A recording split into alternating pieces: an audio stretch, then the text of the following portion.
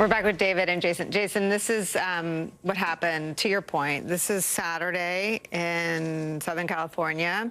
This is a banner that says Kanye is right about the Jews. A number of people not covered, faces aren't covered, it's not dark. They're standing in front of that sign and a Nazi salute saying honk if you know. A third banner promoted a video platform that streams anti-Semitic content. It's operated, I'm not going to name their name, but anti-Semitic conspiracy theorists are behind all of this. This is where we are. This is who we are right now. Yeah, and I think, Nicole, I've got to say, not only is this disturbing, right? Like, it's disturbing in the way that anybody who is of any kind of faith or even non-faith to see anyone being targeted for discrimination and threats of violence and implications of violence. We've seen people show up at places of worship and shoot. We've heard this kind of rhetoric. But the fact that it's now starting to come from entertainers, right?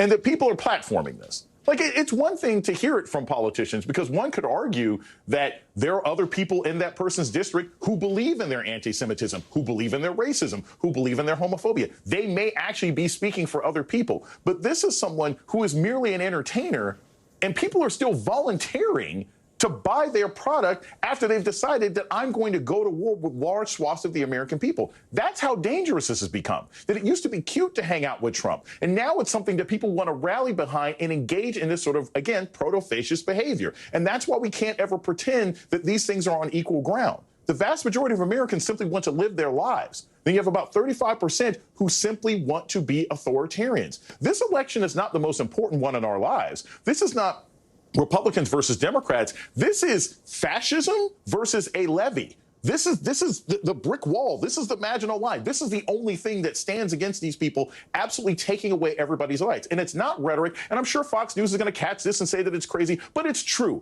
And they know it's true, because they'll be on the receiving end of this violence as well as soon as the people are done abusing the minorities in this country, and then they start going for everybody else. Fox News is busy defending itself from a $1.7 billion defamation case. You speak your truth, Jason. David Jolly, I want to show you, actually, I don't have time to show you, but I don't have to show you, and I shouldn't give them any more airtime, but no condemnation. What the Republican candidates were doing this weekend was not promising to honor the results of their election. We are losing our democracy before our very eyes, and maybe it's happening too slowly for people to say, hey, maybe this time that we have election watchers here. I am old enough to remember when we did that in other countries. Where do you think we are going to be after these midterms?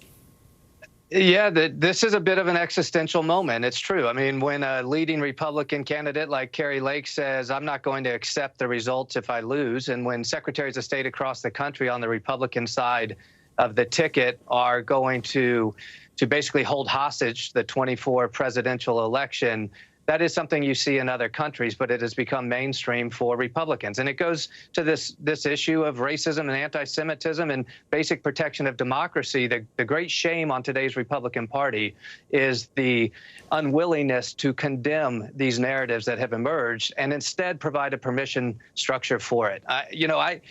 Earlier today, I said to my wife, wow, I hit that governor pretty hard in some analysis. And she said, what'd you say? I said, well, I said his policies were racist. And she said, they are. And the reality is, it's not actually that hard if you take yourself out of a political profile to condemn racism and anti-Semitism and to try to protect democracy. Today's Republicans are failing to do that. It does create an existential moment on November 8th. Right, and they count on the fact that it's hard for the rest of us to say these things. That's how, I mean, they count on the fact that we're afraid of, as Jason said, what Fox News will, grab and cut. But I appreciate both of you for telling the truth here. David Jolly and Jason Johnson, thank you so much.